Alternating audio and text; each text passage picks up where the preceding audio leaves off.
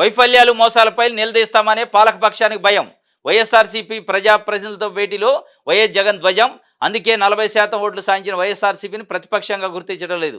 ప్రభుత్వ వైఫల్యాలు మోసాలను శాసనసభ వెలుపల సాక్ష్యాధారాలతో నిలదీస్తాం. మండలంలో ఎమ్మెల్సీలు ప్రజాగాళాన్ని గట్టిగా వినిపించాలి.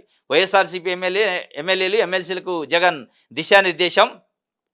కేసులకు ఎవరూ భయపడొద్దు, నేను అండగా ఉంటానట్టు భరోసా.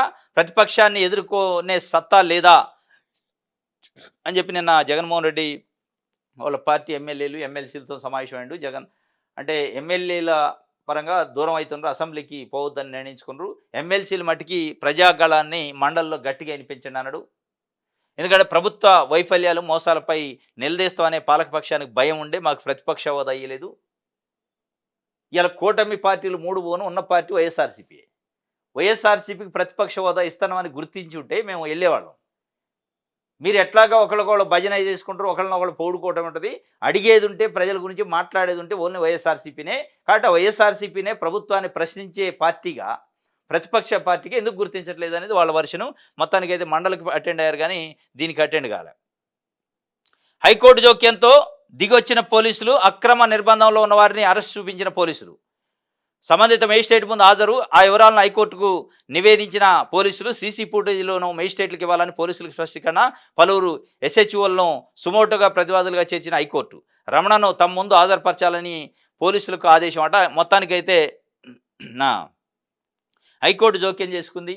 ఏదైతే వైఎస్ఆర్సీపీ నాయకులు సోషల్ మీడియా ఆ కార్యకర్తలను అరెస్ట్ చూపిట్లే, మేజిస్ట్రేట్ ముందు ప్రొడ్యూస్ చేయట్లే. వాళ్ళని ఎక్కడెక్కడో తిప్పుతుండ్రు, కొడుతుండ్రు. 3rd డిగ్రీలు. కడప జిల్లా వాడిని తీసిపోయి విశాఖపట్నం, విశాఖపట్నం జిల్లా వాడిని తీసిపోయి కడప, లేదంటే అనంతపురం వాడిని తీసిపోయి శ్రీకాకుళం. ఇట్లా మొత్తానికైతే వాళ్ళొక ఎజెండా పెట్టుకొని తిప్పి హింసిస్తున్నారు.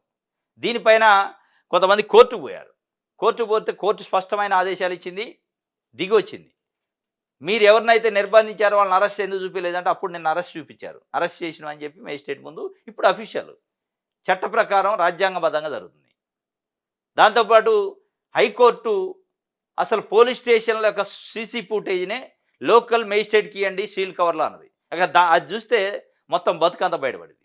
సీసీ ఫుటేజ్లో ఇలా చేస్తున్న అరాచకాలు, వీళ్ళు అక్కడ తెలుగుదేశం పార్టీ నాయకులు స్టేషన్లో ఉన్న కూర్చొని వైఎస్ఆర్సీపీ సోషల్ మీడియా కార్యకర్తల్ని పట్టకొచ్చి కొట్టే కార్యక్రమాలు ఇవన్నీ బయటకు వస్తాయనే ఉద్దేశంతోనే హైకోర్టు చెప్పింది.